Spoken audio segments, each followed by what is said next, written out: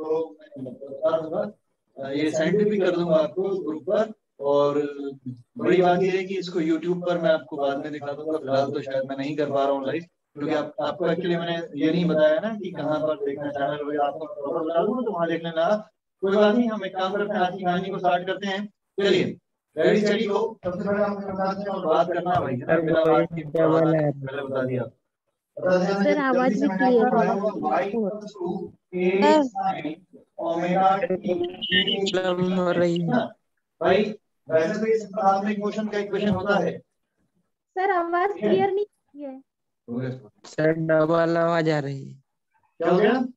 Sir आवाज sir sir जी आवाज repeat हो रही।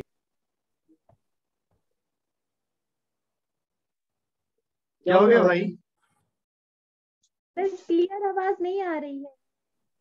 इसका माइक ऑफ करो ना।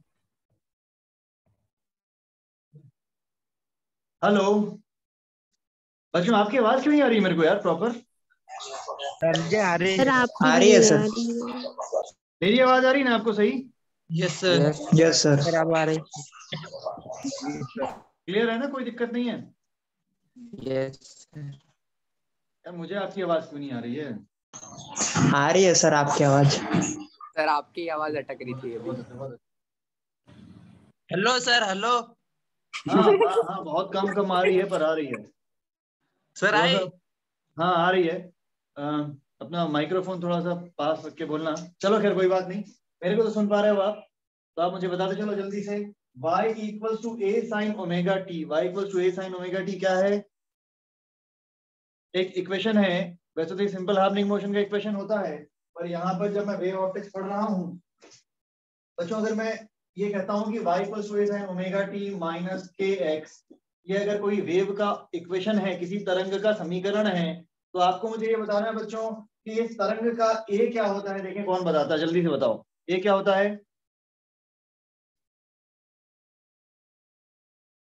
क्या हो गया, आवाज नहीं आ रही क्या? आयाम। हाँ शाबाश, वेरी गुड। आपने कहा ए होता है आयाम, या इसको मैं और क्या कहता हूँ? एम्पलीट्यूड। मैं कहता हूँ एम्पलीट्यूड। जानते हैं हम अच्छे से। एक बार जल्दी से आपके लिए मैं रिकॉल कर रहा हूँ सारी बातें, है ना। फिर मैं कहता हूँ ये वाली जो बात दिख रही है आपको omega T minus K x, इसको क्या कहते हैं बच्चों, जल्दी बोलो।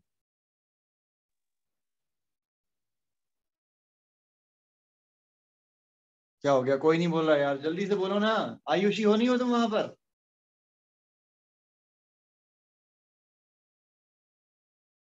आयुषी, हर्षलता, सर कला। क्या होता है बेटा ये omega T minus K x को क्या बोलते हैं हम, जो साइन के बगल में लिखा होता है इसको? सर ओमेगा टी कला। कला, बिल्कुल आंसर सर। कला कहते हैं इसको हम। ये कहलाता है बच्चों कला, इसको हम कहते हैं कला। ठीक है, इसको हम कहते हैं कला। अंग्रेजी में इसको कहते हैं हम फेज। ठीक है, आप ये भी जानते हैं कि अगर मेरे पास दो तरंग समीकरण है, पहला तरंग समीकरण है y equals to omega T minus K X ऐसा, और दूसरा तरंग समीकरण अगर मैं यहाँ पर बना दूं और उसको मैं लिखूं, ध्यान से देखेंगे आप, ये बातें हटा देते हैं। अभी कई बच्चे नए भी ज्वाइन हो रहे हैं, टाइम पर क्यों नहीं आते हो भाई, टाइम पर आ जाएगा जल्दी से। मैंने लिखा y equals to a sin omega T minus K X, ठीक है, और यहाँ पर लिख दिया बच्चों मैंने माइनस फाइव। तो क्या आप बताओगे माइनस फाइव क्या है? हेलो निराली, तुम लेट हो गई। प्रियांशु, निराली, ये मैंने लिखा जो माइनस फाइव, क्या आप बता सकते हो? विपुल, Rajalakshmi, are you there?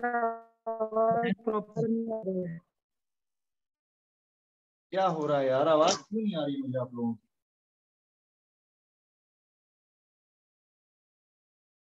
Sir आपके ही माइक में खराबी है शायद से।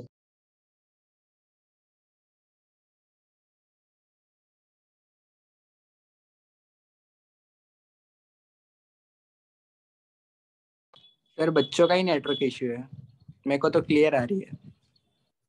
सर मेरे को भी क्लियर आ रही है। सर मेरे को भी क्लियर आ रही है। ज्ञान सिंह तू तो डीपी बदल ले बस।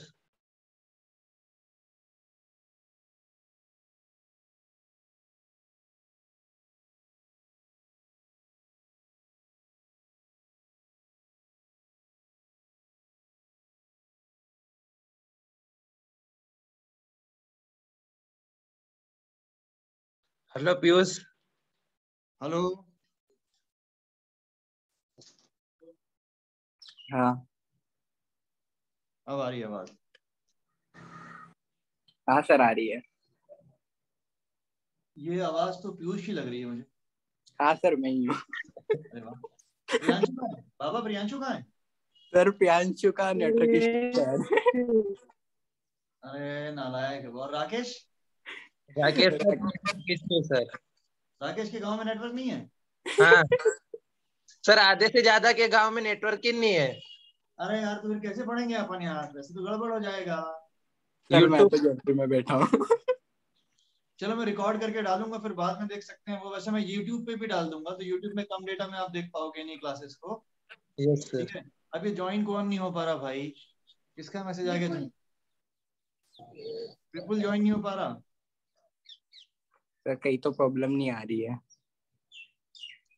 भाई देखो, अब जूम में थोड़ा सा इशू रहता है, मैं आपको बताऊं। जूम में ना थोड़ा डेटा ज्यादा चाहिए होता है। चलो यार पढ़ो, अपन तो पढ़ते हैं आगे। मैं इस बात को एक बार फिर से बता दूं आप लोगों को, जल्दी जल्दी मैं कहानियां आपको समझाते चलता हूँ। ठीक है। हाँ सर एक ठीक है। तरंग है, ये दूसरी तरंग है बच्चों, दोनों तरंगों में। अच्छा एक बात बताओ यार मेरे को, एक सबसे पहले काम की बात करो। सब आ गए ना? कितने आ गए? 36 बच्चे आए, बाकी के हैं ही नहीं यार, क्या बताएं।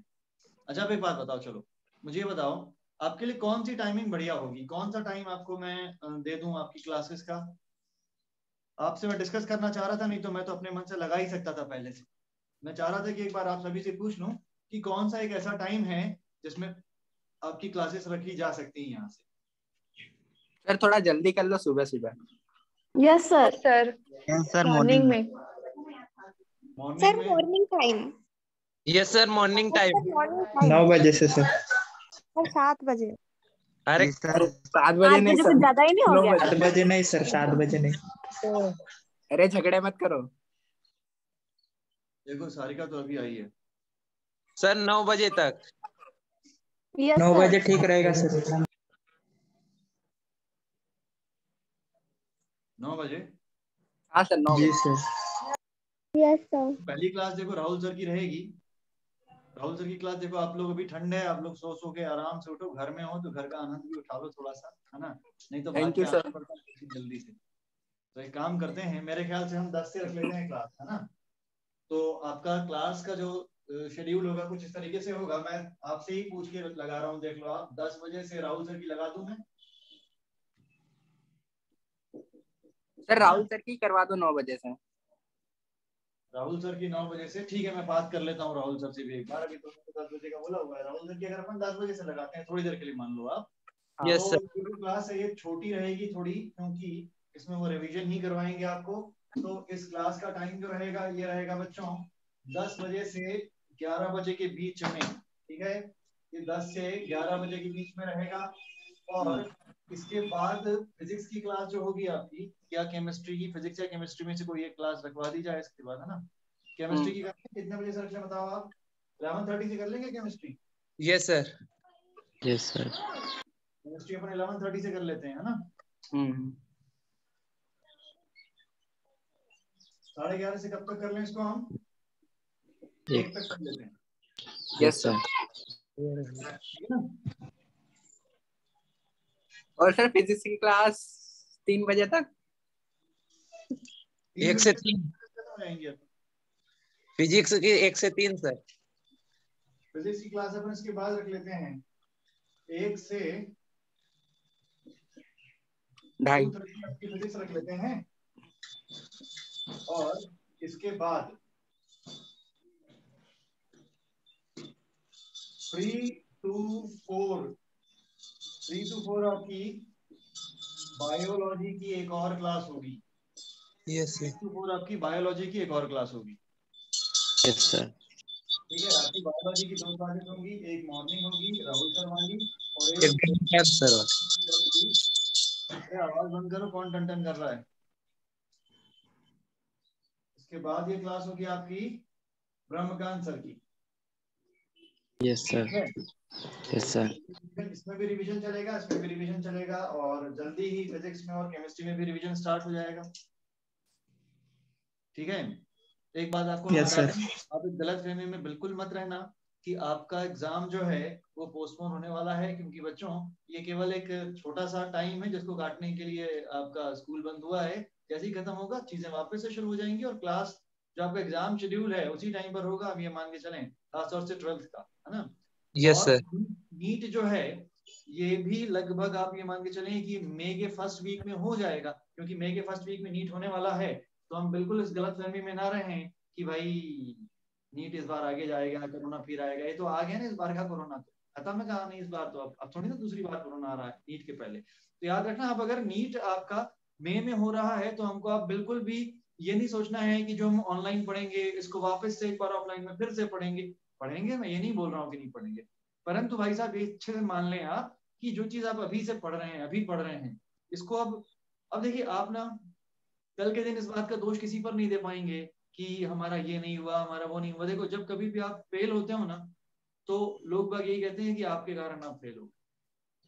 अच्छा भाई, हमारे पास समय यही है, हम इसको अगर सही तरीके से इस्तेमाल कर लें, अपनी मेहनत तरीके से कर लें, एक डायरेक्शन में कर लें, और अब जो हम पढ़ने जा रहे हैं, जो भी पढ़ रहे हैं, उनको हमेशा मतलब फाइनली इसको मतलब बांधते चलें। ऐसा नहीं कि इसको रिवीजन करने की जरूरत पड़े, तो हमारे लिए हमारी जो प्रिपरेशन है ना ये बेहतर हो जाएगी। तो अब आप कोशिश करें कि अब जो भी चीजें आपको पढ़ाई जा रही हैं, चाहे फिजिक्स में, चाहे केमिस्ट्री में या बायोलॉजी में, आप कोशिश करें कि इन चीजों को ज्यादा से ज्यादा मतलब परमानेंट करते चलें, फिक्स करते चलें अपने दिमाग में। आप इस बात का मतलब अब फ्यूचर में ये मत सोचें कि भाई इसको अब थोड़ा आगे जाकर हमको करना है। समझ लो ना मेरी बात आप? ठीक है, मतलब समझ गए हो आप मेरा मतलब, ठीक है ना। चलो चलें आगे चलें प्यारे बच्चों। तो ये टाइमिंग मेरे ख्याल से सही है ना, इसमें कोई दिक्कत? No sir. किसी को कोई दिक्कत हो तो बता दो बच्चों। नहीं सर, कोई दिक्कत नहीं। नहीं है तो बस अभी फिर आप अपने जो ग्रुप्स हैं उसमें आप यही टाइमिंग खुद से पोस्ट कर दो कि भाई ये टाइम रहेगा हमारा, this is the timing for chemistry. अच्छा, इसमें थोड़ा बहुत ऊपर नीचे हो सकता है, मतलब हो सकता है कि 5 मिनट पहले छोड़ दूं और ये 5 मिनट बाद शुरू करें, क्योंकि हमारा टाइम स्लॉट बहुत फिक्स, बहुत ही मतलब टाइट है।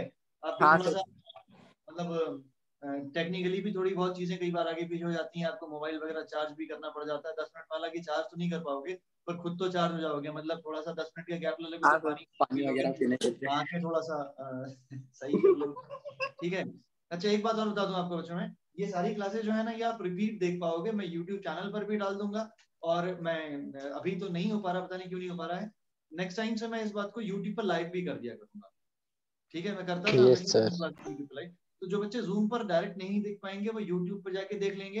यूट्यूब पे जाके देखने से एक अच्छी बात ये हो जाएगी कि डेटा उनका डाटा कम लगेगा, पर खराब बात ये हो जाएगी कि वो वहां पर कम्युनिकेट नहीं कर पाएंगे उसी समय। जैसे अभी आप हो तो जैसे आपको निराली को जैसे कुछ भी बोलना है कि सर ये बात समझ में नहीं आई, सर फिर से समझाओ, तो सर फिर से समझाएंगे क्योंकि सर सुन लेंगे उसकी बात। परंतु देखो यार, acting skill centre the waiting room आ गया। पता नहीं एक्टिंग स्किल्स कौन है, पर ये आ जाए अच्छी बात। कौन है एक्टिंग स्किल्स? नाम बताओ अपना।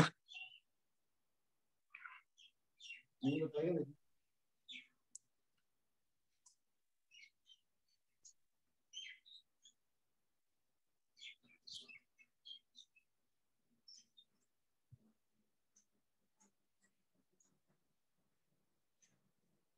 चलो हम स्टार्ट करते हैं अपनी कहानी आज की। केमिस्ट्री फिजिक्स बायोलॉजी कहानी तो हमको क्लियर हो गई है। आज एक बार हम जल्दी से चीजों को रिवाइज ही कर लेते हैं। और कई बच्चे मुझको अभी भी बता रहे थे कि सर अभी हम पहुंचे हैं, अभी अभी पहुंच रहे हैं, अभी हमारी गाड़ी लेट हो गई है, ऐसा हो गया वैसा हो गया है। धीरे धीरे करके पहुंच रहे हैं कई बच्चे। तो कोई बात नहीं, हम लॉस किसी का नहीं होने देंगे। आज हम रिवाइज कर लेते हैं पुराना जितना भी पढ़ा एक बार जल्दी से। क्लासेस जो भी हैं आपकी कोई भी खराब नहीं रहेंगी, हर चीज का अपना इम्पोर्टेंस है। जो चीजें आज आपको बता रहा हूँ मैं इनका भी है, तो आप इनको देख लें एक बार जल्दी से। मैंने आपको बताया होगा कभी कि y equals to a sine omega T. ये अगर कोई एक वेव है, और बच्चों मैंने दूसरी वेव कही y, this is y1, y2 equals to A2, इसको A1 A2 कह देते हैं, sine omega T minus phi, this is another wave. तो हम एक बात देख पा रहे हैं बच्चों, एक बात हमको बहुत अच्छे से समझ में आ रही है, रवीना आ गई, वेरी गुड। एक बात हमको बहुत अच्छे से समझ में आ रही है बच्चों कि इन दोनों वेव में से, इन दोनों तरंगों में से एक तरंग जो है वो अग्रगामी है, लीडिंग है। क्या आप बता सकते हो कौन सी तरंग लीडिंग है इसमें से? Y1। बहुत अच्छी बात, शाबाश बेटा, Y1 लीडिंग है। कितने से लीडिंग है? इन दोनों के बीच में एक कलांतर है, कलांतर यानी कि इनके बीच में एक फेज का डिफरेंस है। जो कलांतर फेज डिफरेंस है डेल्टा फाई, ठीक है, या मैं ऐसा लिख लेता हूं फेज डिफरेंस, या कहता हूं मैं इसको कलांतर। कितने का कलांतर है बताएगा कोई? कितने का कलांतर है? जल्दी से बता दो भाई। ये देखो सीधे सीधे लिख रहा है यहाँ, तो सिर्फ कला में कितना है? ओमेगा टी है। Phi sir, phi. यहाँ केवल कला में ओमेगा टी है, यहाँ पूरे कला में ओमेगा टी माइनस फाई है। तो हमको कलांतर समझ में आ रहा है कितने का है? फाई का। ठीक है।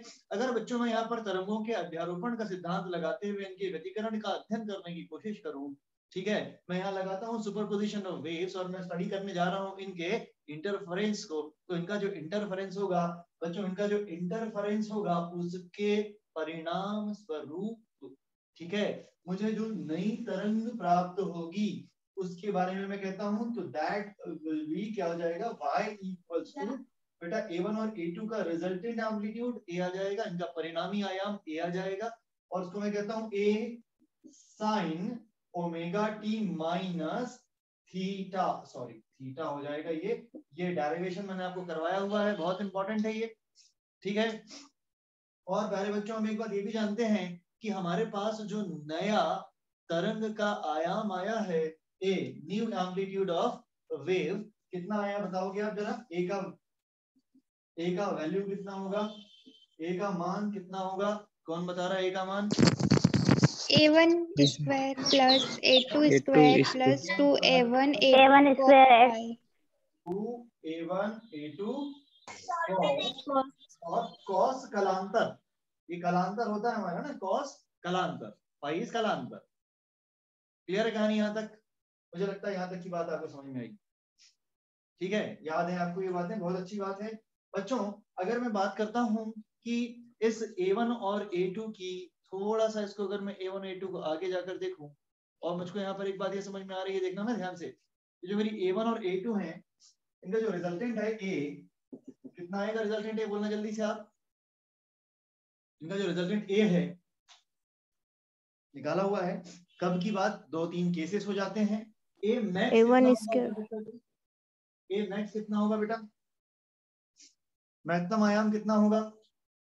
महत्तम आयाम हम जानते हैं बच्चों, ये होगा A1 प्लस A2 होगा ना? कब होगा A मैक्स बताओ आप? आयाम महत्तम कब होता है हमारा? आयाम महत्तम तब होता है जब इनके बीच में कलांतर डेल्टा फाई जो है ये कितने का हो जाए? कलांतर डेल्टा फाई जो है वो कितने का हो जाए? बोलो जल्दी से।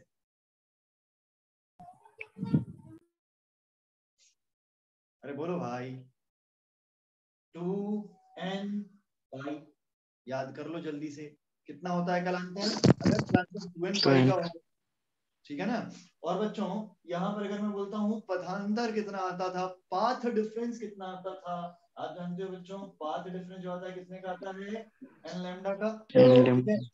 मैं फिर से कहता हूँ जल्दी से एक बार, जो बच्चे अभी जुड़ रहे हैं उनको बता दूं, दो तरंगे हैं ये दोनों तरंगे अगर मिलती हैं माध्यम के किसी बिंदु पर, इनमें अगर व्यतिकरण होता है तो तरंगों के अध्यारोपण के फलस्वरूप मैं यहाँ पर यह प्राप्त कर सकता हूँ कि इनके बीच में जो व्यतिकरण हो रहा है, प्रियांशु अब आया, इनके बीच में जो व्यतिकरण हो रहा है यानी कि इंटरफेरेंस हो रहा है बच्चों, ये कंस्ट्रक्टिव इंटरफेरेंस होगा, ये समपोषी व्यतिकरण होगा जब बच्चों इनके बीच में जो हमारा डेल्टा फाई है वो कितना हो जाए? 2n पाई हो जाए, ठीक है। क्या हो गया? कोई दिक्कत हो रही है क्या? अरे गोली चला दी किसी ने? हाँ नहीं सर। हेलो, याद करो मैंने यहाँ पर a max लिख दिया तो आप कंफ्यूज हो गए क्या? a max yes sir, confuse हो गए। कंफ्यूज हो गया भाई। ए मैक्स मतलब ए मैक्स कब होगा? संपोषी व्यतिकरण नहीं सर, में यही लिखवाया हुआ है कॉपी में। हाँ लिखा है या कॉपी खोल के कौन बैठा है? बहुत पीटते हैं हम, जानते हो ना आप। चलो अच्छा, अब देख लो, कॉपी देख के बता। क्या बोला आपको हमने? ए मैक्स कब आता है बताओ आप? जब व्यतिकरण कैसा हो? संपोषी। समपोषी व्यतिकरण हो। बहुत अच्छी बात है। व्यतिकरण कितने प्रकार के होते हैं? दो प्रकार के दो जानते हैं। प्रकार के। विनाशी, कंस्ट्रक्टिव, डिस्ट्रक्टिव।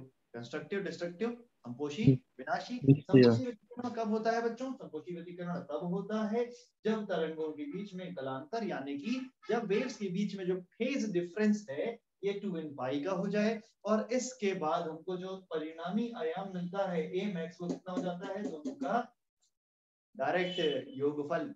हाँ जी, सम। ठीक है ना? फिर कहते हैं हम आपसे कि पथांतर कितना होना चाहिए? अरे यार, यंग्स के डबल स्लिट एक्सपेरिमेंट में तो अपन ने इसी का इस्तेमाल किया था, याद करो। डेल्टा एक्स कितना निकाला था हम लोगों ने भाई साहब? वहां हम क्या निकालते थे? डेल्टा एक्स का वैल्यू क्या आता था? बोलो, अरे बोलो बोलो जल्दी से। Y D by D. Copy खोल के देख लो जल्दी से, डबल स्लिट एक्सपेरिमेंट, यंग का द्विजिर्री प्रयोग। क्या निकाला था वहां हम लोगों ने?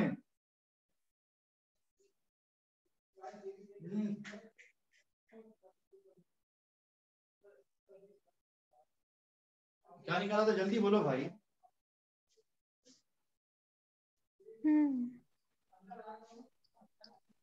एक मिनट रुकना बस।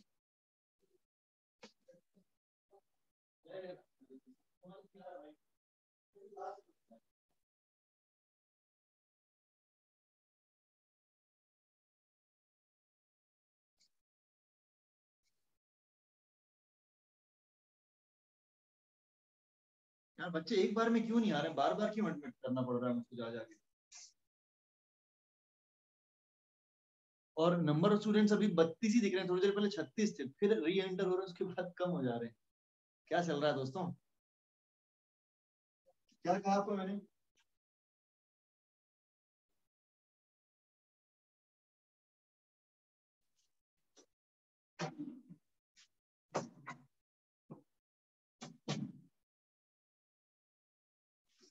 कोई दिक्कत हो रही है क्या? तो मैं फिर से बता दे रहा हूँ, एक बार सारी चीजें देख लो आप।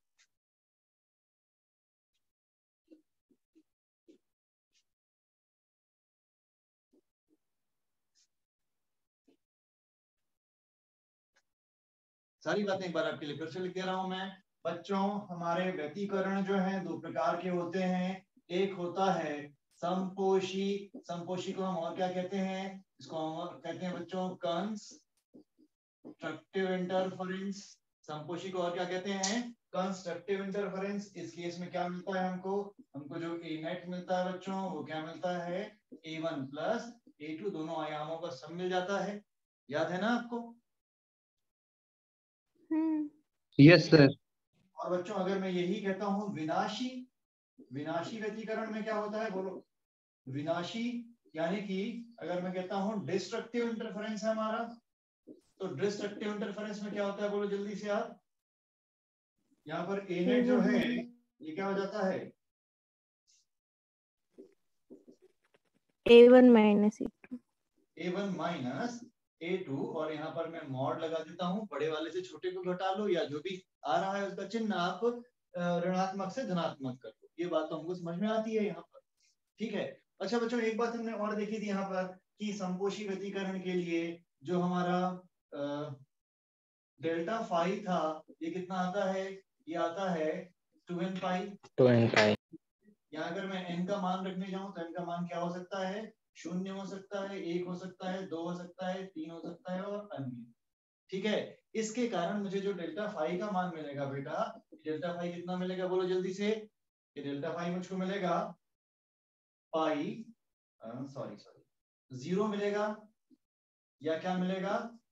2 पाई मिलेगा। देखो रख कर देखो जरा आप। n को यस रखो सर। 4 पाई। n को 0 4 रखोगे पाई। तो क्या मिलेगा? 0। n को रखो 1 तो क्या मिलेगा? 2 पाई। n को रखो 2 तो क्या मिलेगा? 4 4 पाई। पाई। 3 तो क्या मिलेगा? 6 पाई। 6 मतलब पाई। पाई के क्या मिलेंगे? जल्दी से बताओ। पाई के प्रियांशु बोल जल्दी से, पाई के क्या मिलेंगे? लिखवाया था मैंने। सम हम गुणज। गुणज मिलेंगे सर। सम गुणज, इवन मल्टीपल्स मिलेंगे। बहुत अच्छी बात है, पाई के सम गुणज मिलेंगे। Very good. तो भाई ये बात हमको समझ में आई थी समपोषी व्यतिकरण में। और क्या समझ में आया था समपोषी व्यतिकरण में बच्चों, बोलो जल्दी से। यहाँ हमारा जो पथांतर होता है यानी कि पाथ डिफरेंस होता है डेल्टा एक्स, ये कितना हो जाता है बच्चों, डेल्टा एक्स हो जाता है हमारा एन लैम्डा। क्या हो जाता है, एन लैम्डा। यहाँ लैम्डा क्या है बताओगे आप, लैम्डा है तरंगदैर्घ्य, ठीक है। और हमको पता है कि ये जो एन लैम्डा है, ठीक है, इसके मान क्या क्या हो सकते हैं, या तो लैम्डा हो या 2 लैम्डा हो या 3 लैम्डा हो। इन सभी के लिए जो हमारा व्यतिकरण होगा वो क्या होगा, समपोषी व्यतिकरण होगा। यानी कि यहाँ पर हमारे जो फ्रिंजेस मिलेंगी वो कैसी मिलेंगी, चमकीली मिलेंगी, ब्राइट फ्रिंजेस मिलेंगी। बच्चों मैं जीरो के लिए भी इसी बात को बिल्कुल यहाँ पर सपोर्ट करूंगा कि अगर जीरो है तब भी हमारा समपोषी व्यतिकरण होगा, ठीक है। विनाशी व्यतिकरण के लिए बात की जाए तो बच्चों यहाँ पर हमारा जो डेल्टा फाई होता है ये पाई के विषम गुणज के रूप में हमको प्राप्त होता है, या मैं ऐसा कह सकता हूँ ऑड मल्टीपल्स मिलेंगे सारे, हमको देख लेते हैं ध्यान से।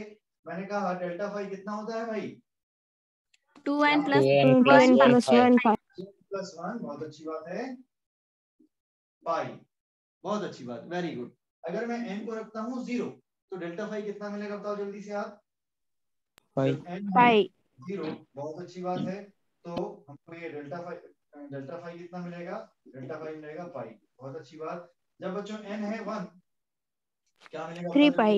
जल्दी, बहुत अच्छी बात है। मतलब क्या मिलेंगे राजलक्ष्मी, राजलक्ष्मी की आवाज लगी मुझको,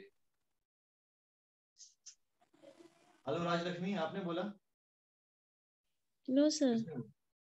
किसने बोला, आयुष, आयुषी तो है नहीं ये, हर्षलता, अरे मुझको आवाज समझ में नहीं आ रही यार, जल्दी से बताओ। नो सर नहीं सर बोला।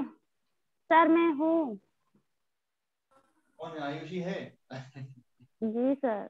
वेरी गुड बेटा। चलो तो क्या मिला हमको, डेल्टा फाई कितना मिला, अगर पाई मिलेगा या 3 पाई मिलेगा या 5 पाई मिलेगा या 7 पाई मिलेगा या 9 पाई मिलेगा या 11 पाई मिलेगा, मतलब पाई के विषम गुणज अगर मिलेंगे तो कौन सा व्यतिकरण होगा वहां पर बच्चों, विषम विनाशी। विषा विष, विष कहां से आ गया, विनाशी, विनाशी, विनाशी यानी कि डिस्ट्रक्टिव। अच्छा जी चलो अब और सुनो, एक और बात सुनना, ध्यान से सुनना और बताना मुझको ना।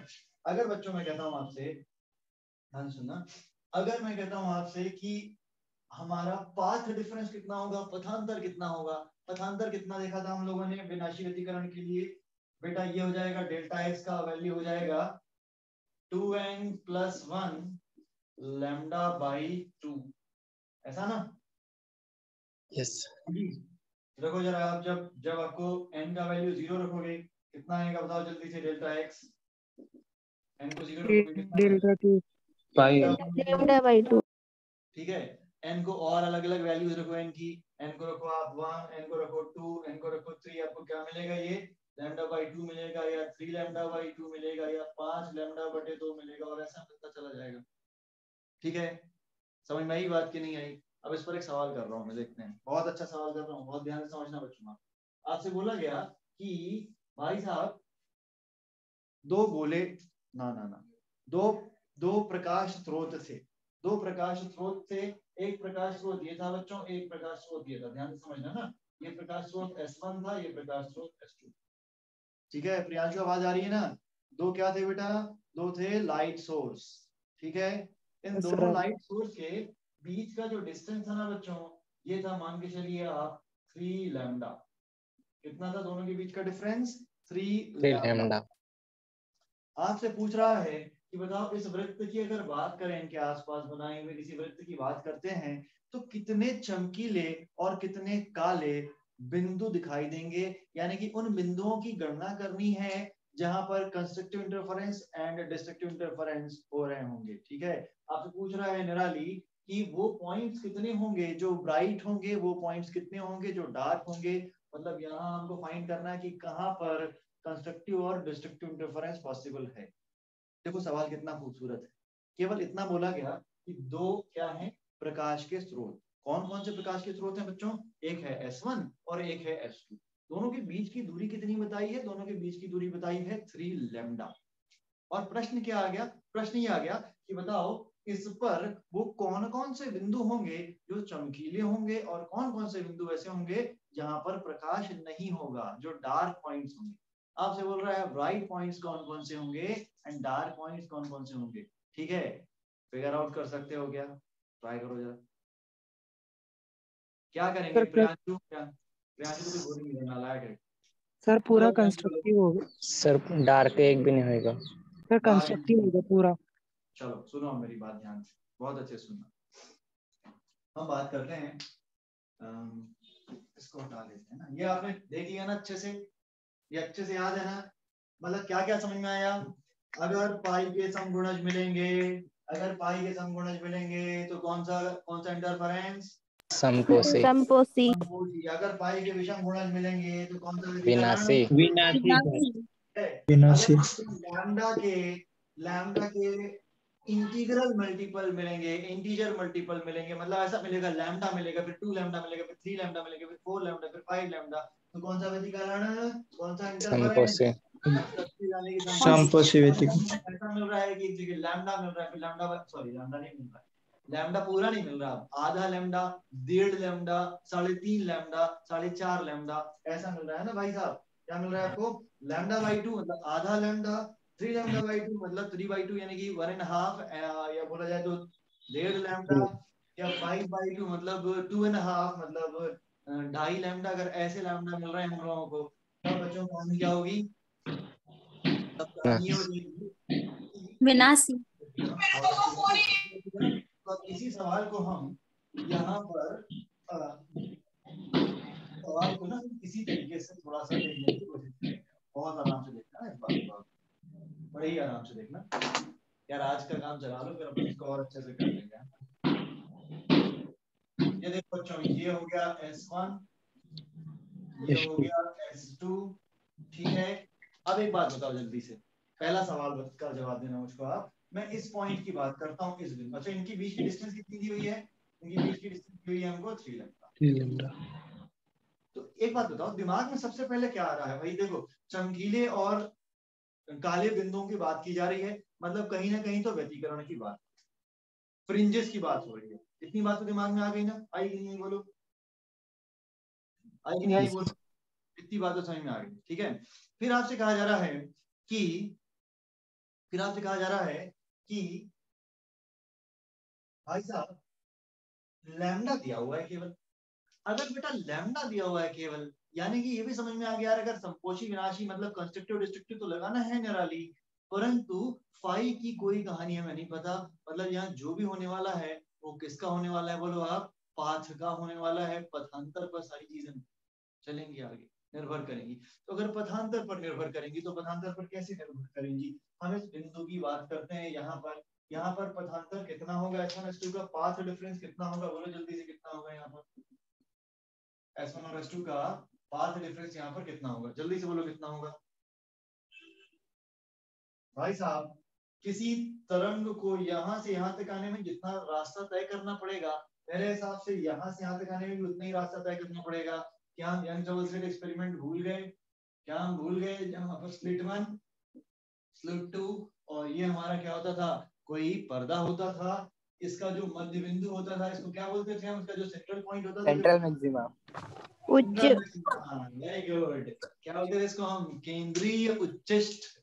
केंद्रीय उच्चिष्ट यानी कि सेंट्रल मैक्सिमा कहते थे। Very good. तो बेटा ये जो सेंट्रल मैक्सिमा था, देखो यहाँ से यहाँ तक और यहाँ से यहाँ तक तरंगे आ रही हैं। तो जब ये सेंट्रल मैक्सिमा था हमारा, जैसे कि ये सेंट्रल मैक्सिमा था, बेटा ये भी तो हमारा सेंट्रल मैक्सिमा हुआ ना? फिर नहीं हुआ? बोलो आप। यहाँ से यस सर हुआ। बराबर बराबर आ रही ना? पथांतर क्या था वहां पर? वहां पर पथांतर 0 था। और हियर आल्सो हम क्या बोल सकते हैं? The path difference is 0। क्या बोल सकता हूं मैं? पथांतर क्या है यहाँ पर हमारा? 0। तो बच्चों अगर पथांतर 0 है, मतलब ये तो कैसा क्या दिखेगा बोलो आप? मैं तो बोलूंगा कि ये बिंदु क्या होगा? चमकेगा। बिल्कुल सही बात, चमकेगा। संपोषी व्यतिकरण। अच्छा चलो एक बात बताओ, यहाँ इस बिंदु की बात कर। अच्छा यहाँ पर पथांतर कितना होगा बोलो आप जरा? अगर मैं बोलता हूँ पथांतर कितना होगा तो आप बोलोगे 0, क्योंकि दोनों को बराबर बराबर रास्ता तय करना पड़ा। क्लियर है ना कहानी? Yes sir. अब मैं इस पॉइंट की बात करता हूँ, इस बिंदु की बात। अच्छा एक बात बताओ, यहाँ पर अगर इस वाले ने कोई दूरी तय करी और इस वाले ने भी कोई मार्ग तय किया, तो एक बात बताओ, दोनों में से किसने ज्यादा डिस्टेंस ट्रैवल करी? क्या बता सकते हो किसने ज्यादा डिस्टेंस S2 ने ट्रैवल? सर। S2 ने। बात S2 करी। आयुषी त्रिवास तो आई, अब जल्दी से बता दे कितनी ज्यादा ट्रेवल करी। सर S2 ने की कितना y कितना माइनस d बाई 2। कुछ नहीं माइनस नहीं करना बेटा। एक बात बताओ sir 3 lambda. Very good 3 lambda. यार एक बात बताओ ना मुझे, चलो एक छोटा सवाल करते हैं आपसे। मैं कहता हूँ कि ये था रेलवे स्टेशन, आपका घर था, ठीक है, और ये था मान लो कि स्कूल था, मान लो थोड़ी देर के लिए, ठीक। अब मैं कहता हूँ कि दो बच्चे हैं, एक घर से रेलवे स्टेशन जा रहा है, ठीक है, और इसको यहाँ से यहाँ तक कोई डिस्टेंस ट्रेवल करनी है, मान लो, ठीक। और एक जो है हमको ये नहीं पता कि कितनी ट्रैवल करनी है, एक जो है वो स्कूल में है, उसको यहाँ से यहाँ तक ट्रैवल करना है, हमको ये भी नहीं पता कि स्कूल वाले को कितनी ट्रैवल करनी है। बट हाँ, ओनली थिंग जो हमको यहाँ पर पता है वो है कि इन दोनों के बीच की दूरी है बच्चों 200 मीटर। 200 मीटर। तो क्या आप बता सकते हो कि कौन से बच्चे ने ज्यादा डिस्टेंस ट्रैवल करी होगी? स्कूल वाले ने सर। स्कूल। आयुषी, हर्षलता, किसने करी होगी बेटा? स्कूल वाले ने। कितनी ज्यादा ट्रैवल करी होगी ये 200 बताओ? मीटर। 200 मीटर ज्यादा ट्रैवल करी होगी। अब देखो प्रैक्टिकली एग्जांपल ले लेते 200 हैं तो into D। आपको। अरे ये तरंगों के लिए भी बिल्कुल यही कहानियां होती, कुछ नया नहीं होता। यस क्योंकि सर। लगता है ना तरंग तो हमने कभी देखी नहीं है, इसका क्या हो रहा होगा, इसका भी वही हो रहा होगा जो यहाँ हो रहा है, ठीक है। तो बच्चों जल्दी से बताओ अब, यहाँ अगर मैं पूछता हूँ आपसे कि S1 और S2, यहाँ तो दोनों को बराबर ट्रैवल करना पड़ा। यस इसका सर। मतलब अगर मैं कहता हूँ कि यहाँ तक आना है इस बिंदु तक, तो यहाँ तो घर से आते और स्कूल से आते दोनों को बराबर बराबर ट्रैवल करना पड़ता, दोनों का बराबर, तो कोई पथ में अंतर नहीं, कोई पाथ में डिफरेंस नहीं, तो हमारा पाथ डिफरेंस यहाँ पे 0 हो जाता। बट इन दिस केस अगर यहाँ पर पहुंचना होता, हमको ये समझ में आ रहा है कि जो स्कूल वाला बच्चा है has to travel 200 meters more than जो घर वाला है उससे, है जी, है ना। तो प्यारे बच्चों मुझे बताओ कि यहाँ से यहाँ तक आने में कौन से वाले को ज्यादा ट्रैवल करना पड़ेगा? S2 वाले को सर। S2 वाले को। बिल्कुल। कितना ज्यादा ट्रैवल करना पड़ेगा? 3 लैम्डा।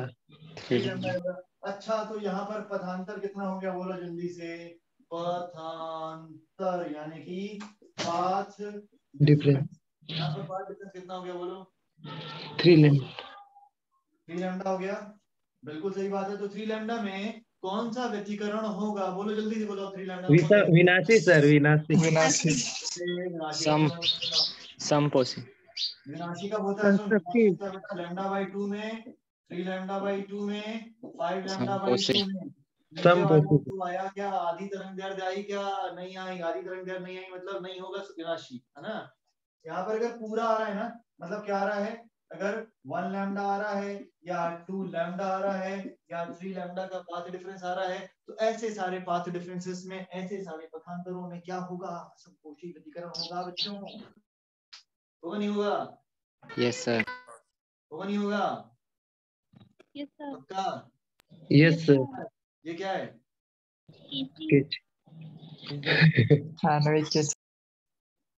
हाँ, तो भाई साहब यहाँ पर क्या होगा बोलो जल्दी से? कंस्ट्रक्टिव इंटरफेरेंस होगा, होगा ना? Yes sir. पाथ डिफरेंस कितना हो गया? 3 लैम्डा। अच्छा चलो बताओ जल्दी से, इस बिंदु पर यहाँ पर क्या होगा बोलो आप? सर यहाँ पे 0। Central optimum. यहाँ पर भी 0 हो जाएगा, 0 पथांतर। अच्छा बताओ जरा यहाँ पर कितना होगा? यहाँ पर सेम सर। सर S1 को 3 लैम्डा दूरी ज्यादा तय करना पड़ेगा। S1 को ना, बिल्कुल सही बात है। S1 को 3 लैम्डा ज्यादा ट्रेवल करना पड़ेगा। मतलब बच्चों यहाँ पर क्या हो जाएगा हमारा? फिर से 3 लैम्डा का पथांतर। एक बात बताओ, जब यहाँ पर 0 का था, यहाँ पर 3 लैम्डा का था, तो भाई कोई एक पॉइंट ऐसा भी रहा होगा जहां तक इसको चलने में और इसको चलने में जो पथांतर आया होगा वो 2 लैम्डा का रहा होगा, नहीं रहा होगा? यस भाई सर। यहाँ पर तो 0 रहा होगा, यहाँ पर 3 लैम्डा है, तो कोई 2 लैम्डा का पॉइंट, कोई 1 लैम्डा का पॉइंट भी आया रहा होगा। हो सकता है कोई पॉइंट ऐसा रहा हो जहां तक इसको और इसको चलने में कितना चलना पड़े हो, कितने कितने का डिफरेंस रहा हो? 1 लैम्डा। देखो सुनो, सुनना ध्यान से ना, ध्यान से सुनना। यहाँ से यहाँ पहुंचने में कितने का पथांतर आया? 0। यहाँ यहाँ से यहाँ तक आने में कितना आया रहा होगा? 1 लैम्डा। यहाँ से यहाँ तक आने में कितना आया होगा? 2 लैम्डा। यहाँ से यहाँ तक आने में कितना आया होगा? 3 लैम्डा। समझ आई मेरी बात आपको? Yes. अच्छा जी, तो फिर यहाँ से यहाँ तक आने में अगर 0 हो रहा है तो यहाँ पर भी ऐसे 2 पॉइंट मिलेंगे हमको, 2 लैम्डा और 1 लैम्डा वाले इनके बीच में, नहीं? बताओ यस सर। मिलेंगे सर। प्रकाश की तरंगे हैं वो इस प्रकार जा रही है ना। यहाँ पर कितना होगा बताओ आप? 2 लैम्डा। 2 लैम्डा। और फिर कौन सा आएगा? 0 वाला पॉइंट Zero. आएगा। 0 के बाद फिर कौन सा आएगा? 1 लैम्डा का 1 पॉइंट कितना आएगा? 2 लैम्डा का 2 लैम्डा 1 फाइनली 0 होगा, नहीं होगा? मेरे ख्याल Yes, से तो ये sir. बातें समझ में आने लायक लग रही हैं। तो क्या समझ में आ रहा है बच्चों? कितने पॉइंट ऐसे हैं जहां पर समपोषी व्यतिकरण होगा? सभी। अभी नहीं, जिनके बताओ सभी के सर। वृत्त पर थोड़ी ना पता, वृत्त पर तो अनगिनत बिंदु होते हैं, अनंत बिंदु होते हैं। आप गिन के बताओ कितने पॉइंट्स आ रहे हैं हमारे, जल्दी बोल दो। ये सारे के सारे समपोषी व्यतिकरण वाले हैं बेटा। तो कितने हैं समपोषी व्यतिकरण वाले? जल्दी से बोलो यार। 12। 1 2 3 4 5 6 7 8 9 12 सर। 11 12। ये जो 12 बिंदु हैं जहां पर पथांतर कितने का आ रहा है? लैम्डा या लैम्डा का कोई एक पूर्ण गुणज। पूर्ण गुणज यानी कि 1 2 3, अर्ध गुणज नहीं ना, आधा वाला नहीं, हाफ वाला नहीं, लैम्डा का पूर्ण गुणज। अगर लैम्डा का पूर्ण गुणज आ रहा है मतलब बच्चों, अगर लैम्डा का इंटीग्रल मल्टीपल मुझको मिल रहा है तो मल्टीपल अगर कोई इंटीजर है, इसका मतलब मुझे क्या दिख रहा है बच्चों कि वहां पर क्या होगा? समपोषी व्यतिकरण। इंटरफेरेंस होगा। और अगर कंस्ट्रक्टिव इंटरफेरेंस होगा मतलब ये सारे पॉइंट हमको चमकीले दिखाई देंगे। तो कितने पॉइंट चमकेंगे? जल्दी बोलो। 12 पॉइंट। 12। अच्छा, पॉइंट चमकेंगे। इनके बीच में ऐसे भी बिंदु होंगे, देखो ध्यान सुनना ना। अब ध्यान सुनना, यहाँ से यहाँ मतलब देखो भाई साहब, यहाँ से यहाँ पर कितना पाथ डिफरेंस था? 0 का। यहाँ पर कितना पाथ पथांतर था? 1 लैम्डा का। तो बीच में कोई एक ऐसा बिंदु भी रहा होगा जहां पर λ/2 का पथांतर रहा होगा। Yes sir. तो बेटा यहाँ पर भी बीच में कोई बिंदु ऐसा रहा होगा जहां 1.5 लैम्डा का पथांतर रहा होगा। फिर इनके बीच में कोई पॉइंट रहा होगा जहां पर 2.5 लैम्डा का पथांतर रहा होगा। भाई गिनती तो यहीं से शुरू होगी ना, 0 आधा 1 1.5 2 2.5 3। तो भाई साहब ये जितने बीच के बिंदु आ रहे हैं नीले नीले नीले, ये क्या हो जाएंगे बोलो आप? ये हो जाएंगे काले बिंदु। यहाँ पर विनाशी व्यतिकरण हो रहा है। कितने विनाशी व्यतिकरण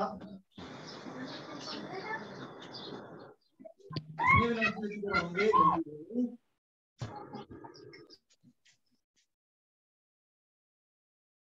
बेटा मेरे ख्याल से तो विनाशी व्यतिकरण भी उतने ही होंगे जितने संपोषी व्यतिकरण होंगे। यस सर, 12 ही होंगे।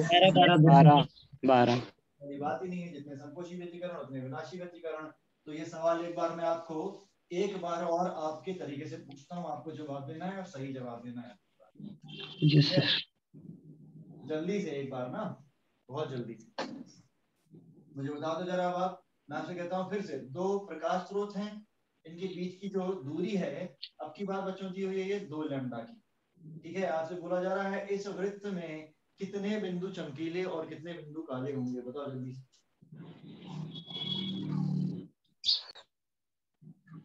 कौन कौन से चमकीले हुआ करते हैं बताओ सबसे पहले तो आप मुझको।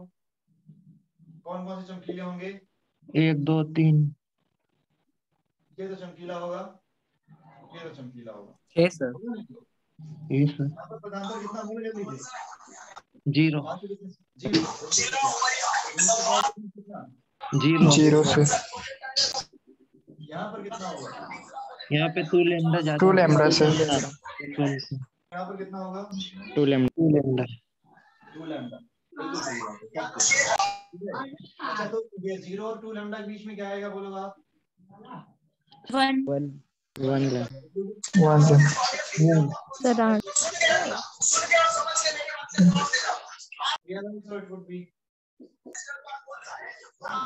तो अब मुझे जल्दी से बता दो आप कि कितने पॉइंट चमकेंगे? 8 पॉइंट चमकेंगे। गिन लो। और 8 ब्लैक रहेंगे। 8 से। 8 चमकेंगे और कितनों में यहाँ पर 8 डिस्ट्रक्टिव इंटरफेरेंस होगा? बोलो जल्दी से। 8 में सर 8 8 में ही यहाँ पर डिस्ट्रक्टिव इंटरफेरेंस भी होगा, बिल्कुल सही बात। 8 में यहाँ पर डिस्ट्रक्टिव इंटरफेरेंस होगा, बिल्कुल सही बात है। तो बच्चों ये हमको एक छोटा सा कंसेप्ट था जो पाथ डिफरेंस फेज डिफरेंस पर था, हमको बिल्कुल अच्छे से समझ में आ गया, हमको ये कहानी क्लियर है, ठीक है ना? बताना जरा मैंने यंग डबल स्लिट एक्सपेरिमेंट में, यंग के द्विध्रुवी प्रयोग में जो आपको फ्रिंज चौड़ाई का एक्सप्रेशन निकाल कर दिया था, फ्रिंज चौड़ाई के लिए जो मैंने व्यंजक निकाला था यहाँ पर बीटा, ठीक है? फ्रिंज विड्थ बीटा कितना आया था? विपुल है नहीं वहां पर, बोलो विपुल कितना आया था? Fringe width beta by D शाबाश। पाई कहां से आ गया? Lambda d by sir D lambda D by D lambda d by sir lambda d by D lambda d by D सही है नहीं है? सर ऊपर डी बड़ा है ना। हाँ ये सर। काफी बात है बेटा, बहुत अच्छे से। लैम्डा डी बाई डी तो अपन याद करके चले जाते हैं, वहां जाए गलती करके आ जाते हैं, नहीं करना। क्या लिखेंगे अपन? Lambda d by small d, small d. D by small. यहाँ तक की तो बात समझ में है मेरे बच्चों? Yes sir. Yes sir. No sir. बेटा मुझे एक बात बोलो जल्दी से आप, अगर मैं आपसे पूछता हूँ इसके बाद, अगर आपसे बोला जाए कि अगर हमने प्रकाश की तरंग दैर्ध्य लैम्डा को बढ़ा दिया, प्रकाश की तरंग दैर्ध्य लैम्डा को बढ़ा दिया, if wavelength is increased, ठीक है, मतलब जरा फिल्म की चौड़ाई पर क्या प्रभाव पड़ेगा? ये भी बढ़ जाएगी ना? हाँ सर। बढ़ेगी ना? हाँ बढ़ेगी। सवाल की बात है। डी भी बढ़ेगा। कहाँ से बढ़ेगा? बीटा बढ़ेगा पागल, डी कहाँ से बढ़ गया? बीटा बड़ा। डी और डी तो कांस्टेंट है ना। अच्छा डी क्या होता है? चलो तो आयुषी बता दो बेटा। ये S1 है, ये S2 है, ये स्क्रीन है, ये ऐसा है। सबसे पहले तो बताओ ये S1 और S2 है क्या क्या? झिर्री चिड़िया S1 और S2 झिर्री हैं, बिल्कुल सही बात। अब मुझे जल्दी से एक बात बता दो आप कि अगर S1 S2 झिर्री हैं, बेटा जी आप मुझे ये बताओ ये दूरी क्या कहलाती है? ये दूरी यहाँ से लेकर यहाँ तक सर कैपिटल डी। कैपिटल कहलाती है। अच्छा ये दूरी क्या कहलाती है S1 और S2 के बीच की? Small d. Small d small D lambda क्या होता है?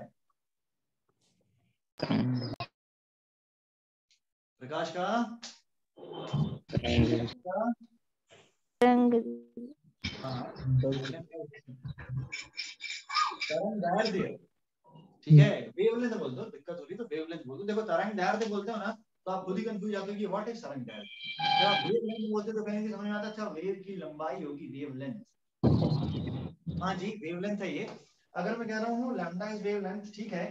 अच्छा यहाँ पर बीटा इज फ्रिंज विड्थ। एक बात बताओ ये वाला जो बिंदु है ये कैसा दिखेगा? इसको हम कहते हैं केंद्रीय उच्चिष्ट। कैसा दिखेगा? ये एक चमकीला, चमकीला। ठीक है। और जैसे जैसे हम ऊपर चलेंगे तो चमकीले के बाद पहला बिंदु कैसा आएगा? काला। पहला फ्रिंज बनेगा मेरा डार्क फ्रिंज, देन क्या बनेगा? Bright fringe. और डार्क ब्राइट फ्रिंज, और ऐसा ही डार्क ब्राइट ये बनता चला जाएगा। ये बात याद है ना आपको? Yes sir. बच्चों अगर मैं कहता हूँ नीचे की बात तो नीचे ऐसी हमारी सारी कहानियां चलती चली जाएंगी। बच्चों काला फ्रिंज और जो मेरा ब्राइट फ्रिंज है इनकी चौड़ाइयां एक समान होती हैं। किसमें किसमें एक समान होती है बोलो आप?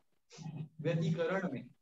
किसमें? इंटरफेरेंस में। जब इंटरफेरेंस होता है तो दोनों सभी की जो चौड़ाइयां होती हैं वो कैसी होती हैं? बराबर, ठीक है। बहुत अच्छे केसेस में कभी ऐसा बोला जाता है कि भाई साहब यहाँ से इंटेंसिटी कुछ कम हो रही है, मतलब तीव्रता कम हो रही है, पर हमें नहीं पूछना चाहिए, हमसे नहीं पूछना चाहिए। तो उस तीव्रता में परिवर्तन का कोई व्यंजक हम यहाँ निकाले नहीं जा रहे। हम तो ये मान लें कि व्यतिकरण में सभी तीव्रताएं एक समान होती हैं। हम ये मान के चलते हैं कि इंटेंसिटी जो है सभी एक समान होती हैं। हर फ्रिंज की, मतलब अगर मैं ब्राइट फ्रिंज की बात कर रहा हूँ तो हर ब्राइट फ्रिंज की जो इंटेंसिटी यानी कि तीव्रता एक समान होती है, ठीक है। अब देखना ध्यान से बच्चों, अब बड़े अच्छे सवाल सुनना आप मेरा। सवाल यह है कि अगर मैंने सफेद यानी कि व्हाइट लाइट इज यूज्ड, बहुत इंपॉर्टेंट सवाल है, कि अगर मैंने व्हाइट लाइट यूज कर दिया in Young's double slit experiment, a Young's double slit experiment is performed using white light instead of monochromatic light. आपसे कहा गया कि किसी एक वर्णी प्रकाश को श्वेत प्रकाश से क्या कर दिया, रिप्लेस कर दिया हमने। ठीक है, मतलब मैंने यहाँ पर एक वर्णी प्रकाश की जगह श्वेत प्रकाश का प्रयोग किया। आपसे पूछा जा रहा है कि बताओ फ्रिंजेस कैसी बनेगी, बोलो जरा कैसी फ्रिंजेस बनेगी? रंगीन। रंगीन। सर नहीं बन सर रंगीन क्यों बन बनेगी? रंगीन ही बनेगी सर। क्यों सर बनेगी? नहीं बोलो। बनेगी। क्यों बनेगी बोलो? नहीं बनेगी, वैसे तो समझ में नहीं आएंगी हमको। क्यों, ऐसा क्यों बोला आपने कि रंगीन बनेगी भाई? क्योंकि आपको पता है कि लैम्डा जो है वो सबका कैसा है, अलग अलग है। भाई साहब रेड का लैम्डा जो है ये सबसे कम होता है नहीं होता? Yes sir. हाँ, कौन बोला यार? ज्यादा होता है सर। ज्यादा होता है। सबसे ज्यादा लैम्डा किसका होता है? रेड का। सबसे ज्यादा लैम्डा बेटा, सबसे ज्यादा वेवलेंथ रेड का होता है। तो रेड का वेवलेंथ क्योंकि सबसे ज्यादा होता है हम जानते हैं, तो भाई रेड का जो बीटा आएगा, रेड की जो फ्रिंज विड्थ आएगी ये भी कैसी आएगी, बोलो जल्दी से, कैसी आएगी? ज्यादा आएगी। मतलब लाल कलर के लिए अगर मैं देखता हूँ, लाल रंग के लिए देखता हूँ तो फ्रिंज चौड़ी चौड़ी बनेगी। और अगर यही मैं बैंगनी के लिए बात करूं तो बैंगनी के लिए फ्रिंज कैसी दिखेंगी? संकरी दिखेंगी। छोटी। ठीक है भाई साहब, नैरो दिखेंगी उसकी जो फ्रिंजेस हैं वायलेट की। तो मेरे लिए कौन सा वाला ज्यादा, वैसा भी नहीं, अलग अलग दोनों को देखना है ना। मैं कभी भी अगर Young's double slit experiment perform करना चाह रहा हूँ, suppose I wish to perform, मतलब अगर सपोज मैं चाह रहा हूँ इंटरफेरेंस को स्टडी करना चाह रहा हूँ, अगर मैं यहाँ पर व्यतिकरण का अध्ययन करना चाह रहा हूँ, तो मुझे एक काम करना चाहिए। क्या करना चाहिए भाई? मुझे करना चाहिए एक वर्णी प्रकाश का प्रयोग। मुझे यहाँ पर मोनोक्रोमैटिक लाइट को, ठीक है, ये जो मोनोक्रोमैटिक लाइट है, एक वर्णी प्रकाश है, ये भी कैसा हो बताओ जल्दी से। आपको मैंने ये पढ़ाया हुआ है, स्थायी व्यतिकरण यानी कि सस्टेन्ड इंटरफेरेंस। सस्टेन्ड इंटरफेरेंस किसको बोलते हैं हम? सस्टेन्ड इंटरफेरेंस किसको बोलते हैं, बोलो जल्दी से। राजलक्ष्मी नहीं आई क्या आज? राजलक्ष्मी की कोई आवाज नहीं आ रही मुझे। सर हूँ। बेटा आज तो वहां चुप रह लो, एक दिन ऐसा आएगा जब तुम्हें मेरे सामने आना, तब तुम जानते हो कि मुझसे खतरनाक कोई नहीं।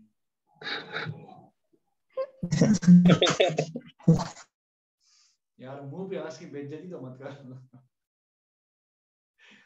वाह रे बच्चों वाह। चलो बताओ तो जल्दी से सवालों का जवाब। राजलक्ष्मी आप हो ना, तो फिर जल्दी से बोलो सस्टेन इंटरफेरेंस क्या होता है और इसकी कंडीशंस क्या हैं, conditions to obtain sustain interference.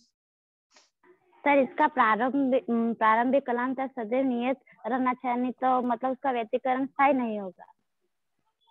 ये देखो कितना सही जवाब दिया है आयुषी ने, बहुत अच्छी बात आयुषी, आपने बिल्कुल सही कहा कि इनमें या तो देखो भाई सस्टेन इंटरफेरेंस को मैं हिंदी में कहता हूँ, क्या कहता हूँ, स्थायी व्यतिकरण। और इसके लिए सबसे पहली कहानी है, जो हमारे स्रोत होने चाहिए, जो हमारे सोर्स ऑफ लाइट होने चाहिए, वो कैसे होने चाहिए, वो होने चाहिए कला संबद्ध। क्या होने चाहिए? कला संबद्ध। इसको अंग्रेजी में कहते हैं coherent. Sources must be coherent. Source कैसे होने चाहिए? स्रोत कैसे होने चाहिए, जल्दी बोलो भाई, कैसे होने चाहिए स्रोत? कोहेरेंट। कला संबंध। कला संबद्ध होना चाहिए, कोहेरेंट होना चाहिए। अच्छा दूसरी बात, अगर मैं आपसे कहता हूं कि कोहेरेंट सोर्स, चलिए ठीक है मान लीजिए कोहेरेंट सोर्स तो थे, अब अगर कहता हूं आपसे मैं कि ये जो कोहेरेंट सोर्सेस हैं इनकी फ्रीक्वेंसी, कोहेरेंट सोर्स होते क्या है, कोहेरेंट किसको बोलते हैं, कला संबद्ध किसको बोलते हैं, जिनकी क्या सेम हो, जिनकी फ्रीक्वेंसी यानी कि आवृत्ति एक समान हो, जिनके वेवलेंथ यानी कि लैम्डा एक समान हो, और इनके बीच में किसी भी प्रकार का कोई कलांतर या तो नहीं हो, बहुत अच्छी बात है कि नहीं हो, ठीक है, और अगर हो तो कैसा हो, राजलक्ष्मी कुछ बोलेगी नहीं, मैं जानता ही हूँ। सर वो तो कांस्टेंट हो। बहुत अच्छी बात है, या तो नहीं हो और अगर हो तो कांस्टेंट हो। बहुत सही जवाब है आपका, वेरी गुड। भाई साहब ये सस्टेन इंटरफेरेंस को ऑब्टेन करने के लिए कंडीशंस हैं। अच्छा मैं चाह रहा हूं कि कंट्रास्ट दिखे मुझको, मुझे कंट्रास्ट चाहिए है फ्रिंजेस में, तो मैं कैसे सोर्सेस इस्तेमाल करूं? कंट्रास्ट मतलब, कंट्रास्ट समझते हो नहीं समझते हो आप? समझते तो पढ़ाया तो है आपको मैंने, पर फिर भी आपको बता दूं, देखना जरा ध्यान से आप। अगर मैं कहता हूं आपसे कि भाई जैसे हम जेब्रा को देख रहे हैं, जेब्रा में colour black and white. Zebra green और रेड का होता है, होता नहीं होता है? Sir black and white sir. नहीं सर, ब्लैक और व्हाइट। एक बात समझो, मान लो कि एक जेब्रा ऐसा आया जो बिल्कुल एकदम नहा धो के चमकीला जेब्रा आया हमारे, एकदम चमकदार बेहतरीन, अच्छा मतलब लग रहा हो कि हाँ ये मतलब जेब्रा है, जेब्रा हो तो ऐसा। तो ऐसे जेब्रा को जब हमने देखा और हमको ये दिख रहा है कि इसकी जो स्ट्रिप्स हैं ये बाकायदा हमको ऐसी दिख रही हैं, व्हाइट दिख रही है, एकदम व्हाइट, फिर एकदम ब्लैक, फिर एकदम व्हाइट, फिर एकदम ब्लैक। तो भाई साहब यहाँ पर कंट्रास्ट है, हम बिल्कुल अलग अलग समझ पा रहे हैं काली और सफेद धारियों, ठीक है। परंतु अगर ऐसा हो कि जेब्रा जो है ये नाले में नहा के निकला हो, नाले में नहा के निकला पूरा काला पूरा ब्लैक दिखेगा सर। नाले में नहा के निकला हो तो जेब्रा कैसा दिखाई देगा बोलो जरा आप? ब्लैक ब्लैक डल दिखेगा सर। परंतु जो सफेद पट्टी होगी बच्चों, सफेद पट्टी कैसे दिखेगी? सफेद पट्टी हमको कम सफेद की दिखने लगेगी, नहीं सफेद तो बल्कि मतलब लगभग समझ में नहीं आएगा कि जेब्रा है कि काले रंग का घोड़ा, ऐसे ही होगा क्या? हाँ सर। सफेद जो है ना वो थोड़ी थोड़ी हो सकता दिखाई देगी, जब वो थोड़ी थोड़ी दिखाई देगी ना तो हम बोलेंगे कि यहाँ कंट्रास्ट कम है, दोनों को हम अलग अलग नहीं समझ पा रहे, पृथक नहीं कर पा रहे हैं हम फ्रिंजेस को। फ्रिंज की तो बहुत अच्छी कहानियां, बहुत अच्छी यादें हैं आपके पास, क्यों पीयूष भैया? हाँ सर। हाँ सर। सर अभी भी बनी हुई है। तो भाई साहब कुल मिलाकर कहने की कहानी ये है कि अगर कंट्रास्ट चाहिए, मतलब अगर हमें पृथकृत फ्रिंजेस को पढ़ना है, फ्रिंजों को यदि पृथकृत देखना है तो हमको क्या मिलना चाहिए? जहां पर संपोषी व्यतिकरण हो वहां पर दोनों जुड़ जाएं, मतलब A1 प्लस A2 जुड़कर जो है ये बड़ा सा A दे दें, ये तो समझ में आता है। परंतु जहां विनाशी व्यतिकरण हो रहा है, जहां पर डिस्ट्रक्टिव इंटरफेरेंस हो रहा है, वहां पर A1 और A2 ऐसे घटे कि इनका अंतर शून्य आ जाए, ठीक है। तो A1 और A2 का अंतर शून्य कब आएगा बताओ जल्दी से आप मुझको। A1 और A2 का अंतर शून्य कब आएगा? जब दोनों सेम हो। बहुत अच्छी बात, जब दोनों का परिमाण समान हो। तो अगर भाई दोनों के एम्पलीट्यूड सेम हो, देखो संपोषी में तो कोई खास फर्क नहीं पड़ रहा है, जुड़कर नया और चमकीला ही आना है बेहतरीन सा, परंतु जहां पर विनाशी हो रहा है वहां दिक्कत हो जा रही है, वहां क्या होना चाहिए? अगर मैं कहता हूं कि भाई साहब एक A1 है, मान लो A1 हमारा 3 है और A2 मान लो 2 है, तो दोनों का जो अंतर होगा वो भी 1 तो रहेगा, मतलब एकदम काला पॉइंट नहीं दिखेगा हमको। समझ रहे हो ना मेरी बात आप? ये तो बस मैं आपको दो बातें बोलूंगा, अगर मैंने जेब्रा को नाले में नहला दिया या जेब्रा को चूने से पोत दिया तो दोनों केस में आप उसको जेब्रा नहीं बोलोगे क्या? नहीं बोलेंगे। नहीं सर, सफेद घोड़ा बोले। काली सफेद धारियों से पहचान में आता है, वो काली सफेद धारियां तभी आएंगी बच्चों जब यहाँ पर भी जब एक बिल्कुल काली बने, बिल्कुल काली।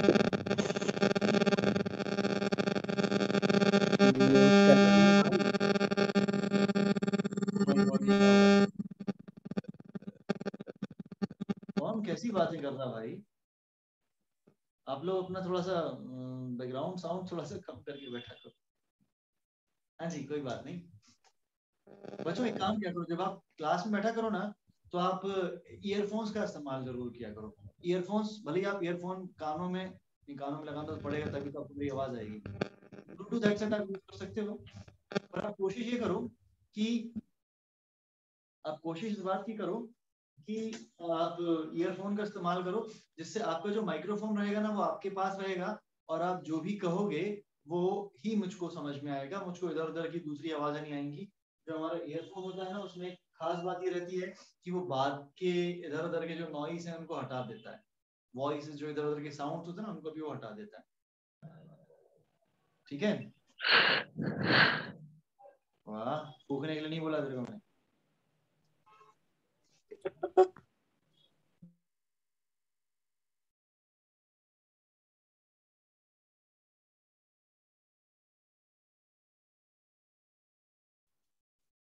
चंचल,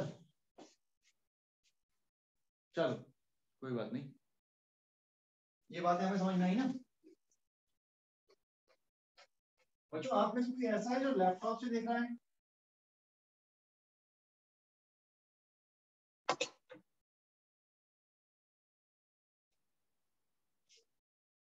सर लैपटॉप डाटा बहुत चाटता है।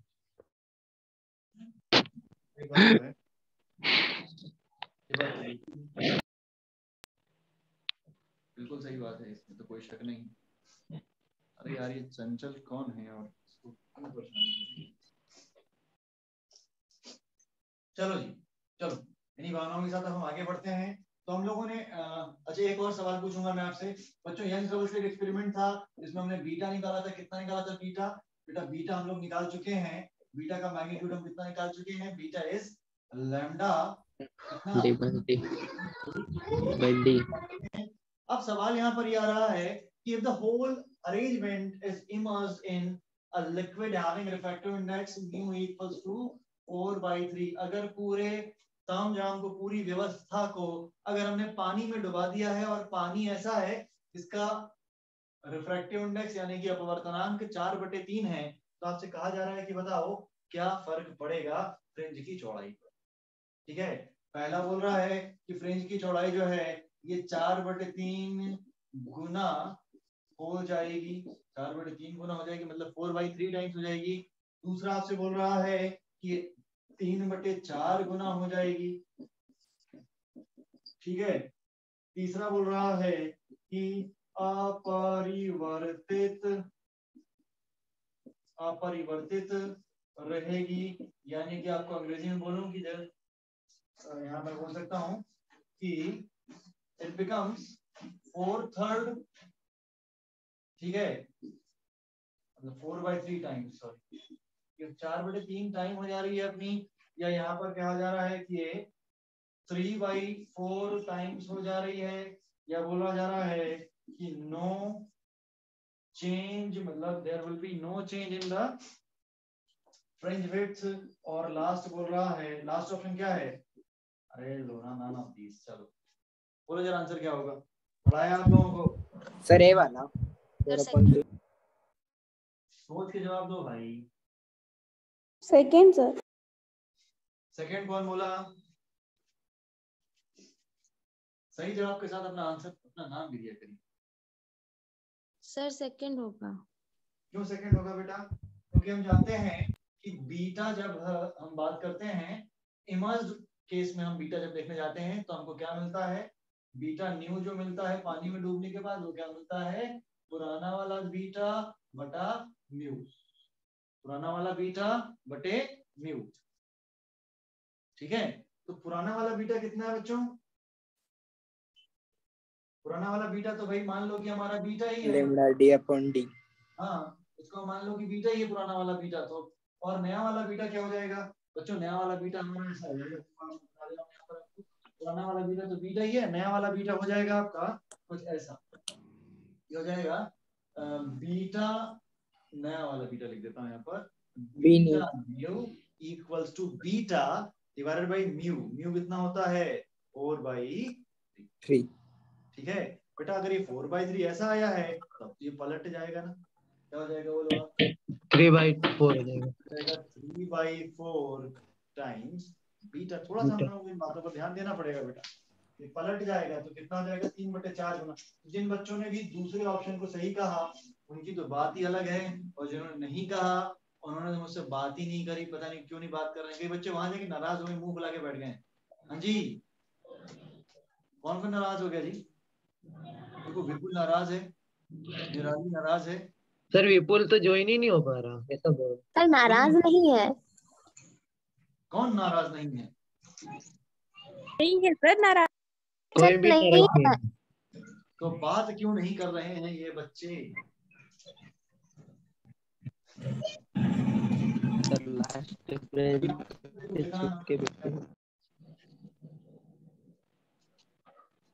राकेश तो पता नहीं कहाँ चला गया है, उसके गांव में तो नेटवर्क ही नहीं है। अरे विक्की कहाँ है? विक्की है सर विक्की तो। बोल ही सर नहीं रहा। राकेश भैया बकरी चराने गए।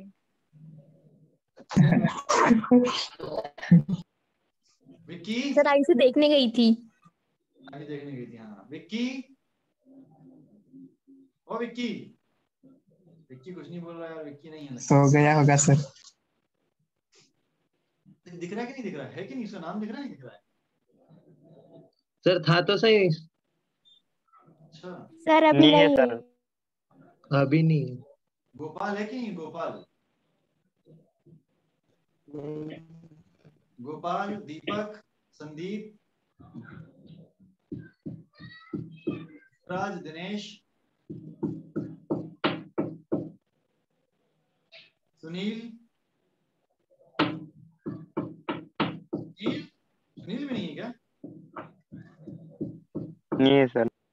आज पहली बार एक बच्चा क्लास में नहीं है मेरे, पता है कौन? विकी रोहित। सर हूँ मैं तो। पता है सर। रोहित है क्या? अरे वाह यार, वेरी हमेशा प्रेजेंट होता है, बहुत अच्छी बात है। दिनेश नहीं है ना? सर नहीं बोल रहे तो नहीं होंगे। नहीं, कई बार ऐसा भी होता है ना कि माइक ऑफ रहता है और इंसान बोलता रहता है और आवाज नहीं आती उसकी। कई बार म्यूट रहते हैं ना बच्चे। चलो कोई बात नहीं। अच्छा देखो अब ध्यान से, मुझको यहाँ पर अब आपको जो पढ़ाना है, ठीक है? देखो बेटा, मैंने आपको पोलराइजेशन जो है ये थोड़ा सा पढ़ाया हुआ है, थोड़ा सा क्या पूरा ही पढ़ाया हुआ है। एक बार अगर आप देखो तो जब मैंने आपको रिवाइज करवाया, जब मैंने आपको वो प्री बोर्ड्स के लिए पढ़ाया था, मैं एक बार फिर से रिवाइज करवा दूंगा, आपको कोई दिक्कत नहीं है। तो विवर्तन एक ऐसा टॉपिक है यहाँ पर जिसको हम कहते हैं डिफ्रैक्शन, ठीक है? विवर्तन यानी कि डिफ्रैक्शन जो है, ये भी आपको मैंने पढ़ाया है क्लास में, थोड़ा सा बताया भी था इसके बारे में, अच्छा एग्जांपल किया था। क्या पढ़ाया था बताओ जल्दी से? विवर्तन यानी कि डिफ्रैक्शन। पीयूष अलग अलग नाम से आ रहा है। पीयूष अब हुए कि नहीं हुए एंटर तुम? विवर्तन क्या पढ़ाया बेटा आपको मैंने? क्या पढ़ाया है भाई? तरंगों का क्या बोला था? बोलना जल्दी बोलना। किनारों पर मुड़ना, प्रकाश का द्वारक अथवा अवरोधक आकार तरंगदैर्घ्य की कोटिका के तीक्ष्ण किनारों पर मुड़ना प्रकाश का विवर्तन कहलाता है। पढ़ के बोली। मैंने क्या बोला था? मैंने वो एग्जांपल दिया था, याद है कि नहीं याद है? कि अगर भाई ध्वनि का विवर्तन इतनी आसानी से नहीं होता तो क्या करना पड़ता? बताओ जल्दी से। क्या पढ़ाया था? अगर ध्वनि का विवर्तन आसानी से नहीं होता तो क्या करना पड़ता मुझे? सर एक एक सर, के एक-एक पास को जाके बोलना बोलना पड़ता पड़ता। एक एक जन को बोलना पड़ता। Yes sir. सोचो कि अगर मेरे मुंह से साउंड की जगह लाइट निकलती, लाइट क्या बोला था? तो सर एक को बोल। एक ही जगह से फोकस जाती है बस, ठीक है ना? मतलब इसके लिए अलग लाइट मारनी पड़ती, इसके लिए अलग। जैसे सब अंधेरे कमरे में बैठे हुए, सबके मुंह पे टॉर्च मार रहा हूँ, मुंह खोल खोल के आ आ आ, तो कहानी सही नहीं थी ना, ठीक है? लाइट क्या है? देखो जो तरंगे हैं ना, ये जब अपनी तरंगदैर्घ्य से कम कोटि या तरंगदैर्घ्य के कोटि की किसी किनारे से, अपने वेवलेंथ के ऑर्डर के किसी ऑब्स्टिकल से टकराती है, तो भाई यहाँ होता है, ये मुड़ता है। बच्चों मुड़ना जो है ना, इसको हम दो तरीके से देखते हैं। एक तो होता है बच्चों रिजु कोर द्वारा विवर्तन, यानी कि शार्प एजेस से विवर्तन। मैंने आपको ये भी पढ़ाया था। क्या पढ़ाया था? कि जब प्रकाश की तरंगे यहाँ से आ रही होती हैं, जैसे मान लीजिए यहाँ से प्रकाश की तरंगे आई, और जब किसी रिजु कोर यानी कि किसी भी शार्प एज से ये यहाँ पर टकराएगी, तो ये क्या कर देती है? उदाहरण भी दिया था आपको मैंने। क्या कर देती है ये? रोड वाला। रोड वाला, हाँ सर रोड वाला घर। Yes sir. किसका घर टूट गया था? हर्ष लता का। सर मेरा। तो हर्षलता ने क्या किया था बताओ जरा। सर वो अतिक्रमण किया था ना। अतिक्रमण हाँ, किया था। अतिक्रमण के लिए था, उत्क्रमणी अतिक्रमण। तो वही कहानी मैं यहाँ समझा रहा हूँ बच्चों आपको कि जब प्रकाश की तरंग इस प्रकार आती है और ऋजुकोर से टकराती है तो ये अपनी जहां पर इसमें इसकी छाया होनी चाहिए। छाया होनी चाहिए मतलब भाई जो छाया है उस जगह में तो प्रकाश को आने की मनाही है। अगर प्रकाश यहाँ आ गया तो छाया कैसे बनी, ठीक है ना। तो अगर प्रकाश जो है ये छाया वाली जगह में चले जाता है तो कहीं ना कहीं ये अपने ज्योमेट्रिकल शैडो के रीजन में एनक्रोचमेंट कर ले जाता है, यानी कि ज्यामितीय छाया के क्षेत्र में अतिक्रमण कर लेता है। और प्रकाश का ज्यामितीय छाया के क्षेत्र में अतिक्रमण किसका उदाहरण है? ज्यामितीय क्षेत्र, प्रकाश का ज्यामितीय क्षेत्र में अतिक्रमण जो है ये विवर्तन का एक उदाहरण है।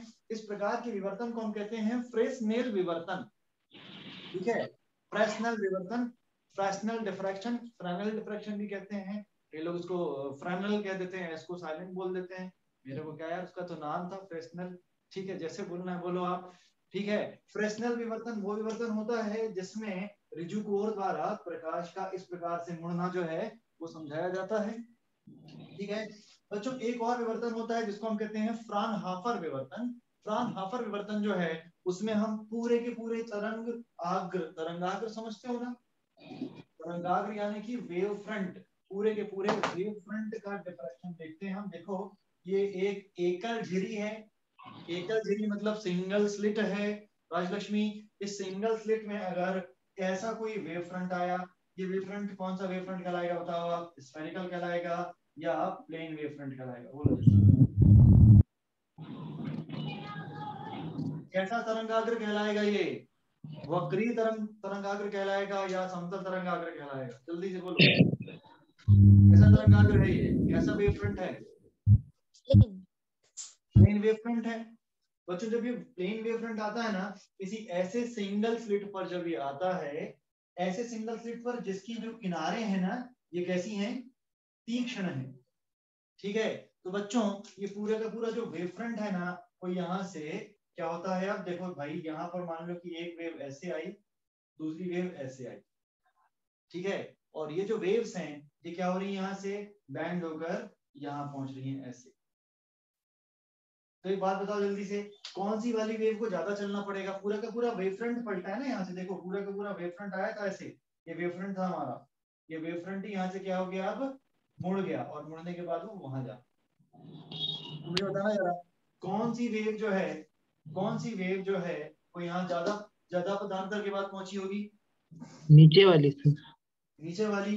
तो पाथ का अंतर आ गया क्या? पथ का डिफरेंस आ गया क्या? उल्टा बोल गया, पथ का अंतर आ गया क्या? पाथ का डिफरेंस आ गया क्या? बोलो जल्दी से आगे। जो बेटा पाथ का डिफरेंस होता है ना इसके कारण यहाँ पर जो है कहानी थोड़ी सी अलग हो जाती है।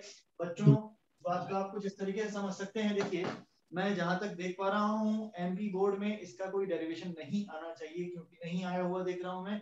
आपके पास वो जो छोटी किताब है ना, छोटी प्यारी स्पीड, क्या नाम है उसका? परीक्षा बोध। परीक्षा बोध छोटी एनसीईआरटी। छोटी पर काम की एनसीईआरटी। उसको खोल के देखोगे आप, हमारी तो वही काम की है, ठीक है। सर वो बैग में पैक है अभी। बैग में पैक है तो बैग कब खुलेगा? अच्छा आयुषी अभी तो घर ही पहुंची हो। आयुषी कितनी देर में तुमको घर नहीं पहुंची? सर 4 बजे पहुंचूंगी, अभी तो बस स्टैंड पे ही हूँ। 4 बजे पहुंचोगी अभी बस स्टैंड पर हो? जी सर। हे भगवान, उसके बाद भी पढ़ पा रही है ये बच्ची, बताओ। मैंने कहा था कि कई बच्चों को पहुंचने में थोड़ा सा टाइम हो रहा है, पर जो नहीं पहुंचे वही पढ़ रहे हैं, बताओ यार। बहुत अच्छी बात, वेरी गुड। आयुषी तुम कहाँ से आई हो?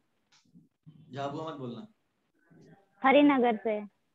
हरिनगर, टाइम लगेगा पहुंचने में ना। अभी कभी कहाँ तक पहुंची बेटा? सर अभी मैं मेघनगर ही हूँ। अरे रे, अकेले हो आप? सर पापा लेने आएंगे, लेट हो जाएंगे वो। अरे,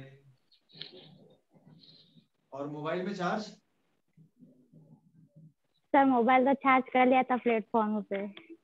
अच्छा प्लेटफॉर्म पे कर लिया था, ये अच्छा कर लिया था, वेरी गुड, बहुत अच्छी बात है, बहुत अच्छी बात है। तो घर पहुंच के फिर किताब खुलेगी, कॉपी भी घर पहुंच के खुलेगी। चल कुछ नहीं लिखवा रहा आज मैंने कुछ आपको पीडीएफ भेजे हुए थे ना, याद है ना आपको?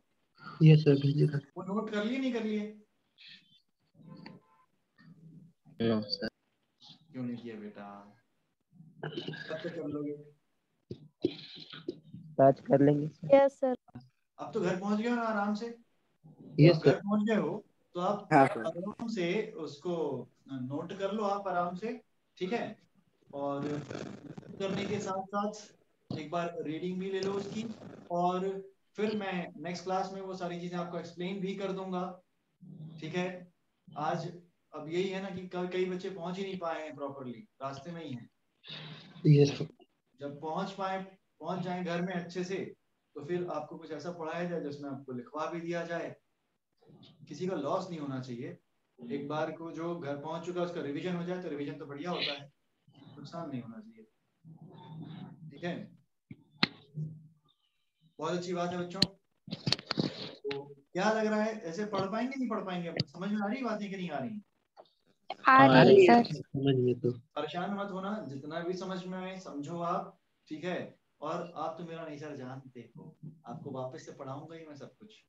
जब हम मिलेंगे तो मैं वापस से सारी बातें आपको एक बार फिर से पढ़ा दूंगा, तो ऐसा कुछ भी नहीं होगा जो हमारे दिमाग से छूटेगा। हमने आज तक वैसे भी बहुत सारी चीजें ऐसी पढ़ी हुई हैं जो दिमाग में कहीं ना कहीं चिपकी हुई हैं, क्योंकि कहीं ना कहीं हमने बहुत अच्छे उदाहरण भी लिए हैं उनको समझने के लिए। और मुझे लगता है कि ठीक है, कोई दिक्कत नहीं है, सही चल रही है हमारी पढ़ाई।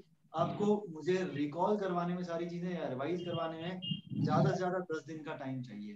10 दिन का टाइम लेकर मुझे मिलता है तो मैं धड़ाधड़ सारी चीजें रिवाइज और रिकॉल करवा दूंगा आपको, बिल्कुल परेशानी नहीं होना है। देखो आप स्ट्रेस मत लेना, इत्मीनान से घर में बैठ के पढ़ो, आराम से सो कर उठो। मैं नहीं बोलूंगा कि ठंड में जल्दी उठो, ठीक है? घर का थोड़ा आनंद ले लो, क्योंकि यहाँ पर आओगे तो फिर जल्दी उठना ही है आपको। परंतु बच्चों, कुछ भी करो अपने लिए समय जरूर निकालो, पढ़ने के लिए समय जरूर निकालो, है ना मेरी बात? आप यस सर। आपको मॉर्निंग का टाइम जो है वो 10 बजे के पहले का टाइम जो दिया हुआ है, देखो तो साफ कर दिया मैंने, बोर्ड पे भी टाइम लिखा हुआ था। 10 के पहले का जो टाइम है बच्चों, उसको आप अपनी सेल्फ स्टडी में लगाओ, क्योंकि मॉर्निंग का टाइम सही रहता है। आप कोशिश करो कि सुबह के समय में बायोलॉजी जैसा सब्जेक्ट याद कर लो जिसको आपको दिमाग में बैठाना है, चिपका के रखना है। और बच्चों, जब आपकी आखिरी क्लास खत्म हो जाए उसके बाद का जो समय है उसको आप फिजिक्स और केमिस्ट्री जैसे सब्जेक्ट्स में यूटिलाइज करो, जिसमें आपको प्रैक्टिस करने की जरूरत पड़ती है। आप ज्यादा से ज्यादा सवाल हाथ से करके देखो, बहुत सारे क्वेश्चंस आपके पैकेजेस में दिए हुए हैं, जो पैकेजेस के क्वेश्चंस हैं वो कर लो आप। कुछ क्वेश्चंस मैं आपको अभी सेंड कर दे रहा हूँ यहाँ से, कुछ क्वेश्चंस मैं आपको यहाँ से भी सेंड कर दे रहा हूँ बच्चों, जो पीडीएफ फॉर्म में होंगे, तो वो भी आप एक बार सॉल्व करके देख लो। वेव ऑप्टिक्स की प्रॉब्लम्स डाल दे रहा हूँ मैं, सॉल्व करके एक बार, ठीक है? अगर आपको किसी भी प्रॉब्लम में कभी भी कहीं पर भी कैसी भी दिक्कत आती है, तो आप एक बार बहुत अच्छे से जानते हो कि आपका आंसर उसी वक्त दिया जाता है जिस वक्त आपका मैसेज मेरे पास आता है। तो आपको परेशान नहीं होना है। आपको अगर किसी भी प्रॉब्लम में दिक्कत आती है तो आप एक बार वो प्रॉब्लम मेरे पास शेयर कर दो, स्क्रीनशॉट लेके शेयर कर दो, लिख कर मत करो, लिखने में समझ आएगा, ठीक है ना? अगर कहीं और लिखा हुआ तो फोटो खींच लो और वहां से शेयर कर दो, सॉल्यूशन तो आपके पास पहुंच ही जाना है, आप जानते ही हो, ठीक है? आपको फिर भी समझ नहीं आ रहा है तो आप कॉल कर सकते हो, आपके पास मेरा नंबर है, किसी भी समय आपकी सारी समस्याओं के समाधान के लिए मैं बिल्कुल उपलब्ध हूँ। आप फोन करो, रात को भी आप कर सकते हो, 11-12 बजे तक बकायदा मुझको आप मैसेज कर सकते हो अगर आप पढ़ रहे हो। अगर आपको लेट नाइट पढ़ने की आदत है, अगर आप लेट नाइट प्रॉब्लम सॉल्व कर रहे होते हो, उस समय अगर आपको किसी प्रॉब्लम में दिक्कत आती है तो आप बिल्कुल मेरे पास सेंड कर सकते हो अपने जो भी आपके क्वेश्चंस हैं, अपने जो डाउट्स हैं, आपको सोल्यूशन मिल जाएगा। अब हो सकता है कि मैं हर समय आपको लिखकर पूरा ना बता पाऊँ, ठीक है? तो मैं आपको इतना तो जरूर बता पाऊंगा। ये कैसी आवाज है भाई पीछे से? इतना तो जरूर बता पाऊंगा आपको मैं कि यस सर। अरे म्यूट कर लिया करो रे माइक। इतना तो जरूर बता पाऊंगा जिससे आपका काम हो जाए, ठीक है? फिर भी समझना है तो कॉल करना। और बोलो क्या करें इससे आपके लिए? हाँ जी, तो आयुषी घर पहुंच जा बेटा आराम से, ठीक है? जी सर। जी सर। ध्यान से क्लासेस आपकी कंटिन्यू करते हैं कल से। आज मुझे लगता है कि हमको यहीं पर रोकना चाहिए, तो हम चीजों को यहीं रोकते हैं। आज 2 बज गया, वैसे भी 2 बज गया कि नहीं बज गया? बज गए सर। बच गया। 2 मिनट और बचे। 12:15 to 2 o'clock है ना मेरी क्लास। ठीक है, 12:15 से मैंने चालू कर दिया। तो चाहे एक बात और बता दूं आपको बच्चों में, आपकी क्लासेस ना ऐसी हुआ करेंगी, मतलब आपको यहाँ आने से पहले ही, मतलब मेरे दिखने से पहले ही आपको आ जाना है क्लास में। आपका रूम ऑन रहेगा। अच्छा एक बात और सुन लो, बहुत अच्छे से सुन लो, फाइनली बहुत इंपॉर्टेंट इंफॉर्मेशन आपके लिए। आपकी ये जो आईडी है ना, जिससे ये वाली क्लास कंडक्ट हो रही है, सारी क्लासेस इसी आईडी से कंडक्ट होंगी। ठीक है, यहाँ पर पायल होगी जो आपको मिल जाएगी किसी भी समय जब आप मतलब इसको लॉग इन करोगे, तो अब जब जूम में आओगे तो। ठीक है, तो आपको रूम पे आ जाना है। टीचर हो सकता है 5 मिनट बाद मिले आपको, मतलब अगर आपको 2 बजे की क्लास है तो आप 1:55 पर भी अगर आप खोलोगे तो आपको ये ऑन मिलेगा रूम। आपको वहां पर पायल जरूर मिलेगी जो आपको बकायदा समझा देगी। अगर आप ज्वाइन नहीं कर पाए होगे तो 2 बजे की क्लास है तो टीचर आपको 2 बजे से ही रूम पे एंटर होंगे और 2 बजे से आपकी क्लास बिल्कुल वैसे ही स्टार्ट हो जाएगी जैसे हुआ करती है। ठीक है, और अगर आपको कोई समस्या हो, कोई दिक्कत हो, कैसी भी कहानी हो, तो आप बकायदा मुझको लिखकर शेयर कर दो। ठीक है ना, ग्रुप्स आपके पास हैं, व्हाट्सएप नंबर आपके पास है, मैसेज के लिए भी आप कर सकते हो, चाहो तो डायरेक्ट और चाहो तो कर सकते हो। ठीक है ना बच्चों, आज की क्लासेस हम यहीं पर रोकते हैं हम। अच्छा आप एक बात बताओ, एक बात और बता दो, आपने वो पढ़ लिया ना, लॉजिक गेट्स पढ़ाया है ना आपको? Yes sir. Yes sir. आते हैं नहीं आते आप? Yes sir. आ जाता है सर, इतना बचा। सर क्वेश्चन नहीं बनती है आप। नहीं, मैं एक बार फिर से पढ़ा दूंगा, वो आदित्य सर ने पढ़ाए थे, मैं एक बार फिर से पढ़ा दूंगा। ठीक है, बिल्कुल परेशान मत होना। मैं भी आपको इलेक्ट्रॉनिक्स पढ़ाऊंगा ही, इलेक्ट्रॉनिक्स पढ़ाने में ज्यादा समय नहीं लगना है। इलेक्ट्रॉनिक्स की आज आपको मैं पीडीएफ भी भेज दे रहा हूँ, तो आप कोशिश करें कि उसको नोट कर लें।